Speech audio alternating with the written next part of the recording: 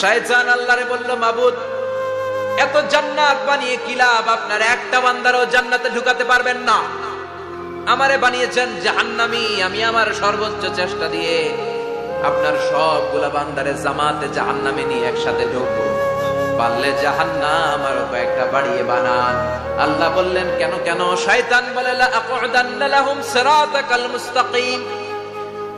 আপনার বান্দা জামাতে নামাজ পড়তে যেতে চাইবে, ওখান থেকে ধোকার ওয়াসওয়াসা দিয়ে আমি গানের কনসার্টে নিয়ে যাব।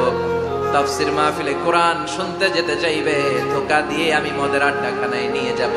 ওয়ালা তাজিদু আকসারাহুম শাকিরিন। একটারেও জান্নাতে ঢুকাতে পারবেন না। চ্যালেঞ্জ দিলাম।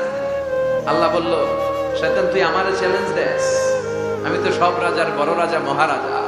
আমার সাথে তো কেউ চ্যালেঞ্জ দিয়ে টিকতে পারে না। চিল্লা এখন ঠিক কিনা? শয়তান তুই চ্যালেঞ্জ দিলি, আমিও তোর চ্যালেঞ্জ দিলাম। ওয়া ইজ্জতি ওয়া জালালি ওয়া ইরতিফাই মাকানি, আমার ইজ্জতের কসম, আমার জালালিয়াতের কসম, আমার মহানত্বের কসম, আমার ক্ষমতা আর দাপটের কসম, আজীবন আমার বান্দা গুনাহ করবে, পাপ করবে, অন্যায় করবে, কোন এক তাফসীর মাহফিলে এসে চোখের পানি ছেড়ে যখন ক্ষমা চাইবে, আমি জীবনের সব গুনাহ মাফ করে দেব।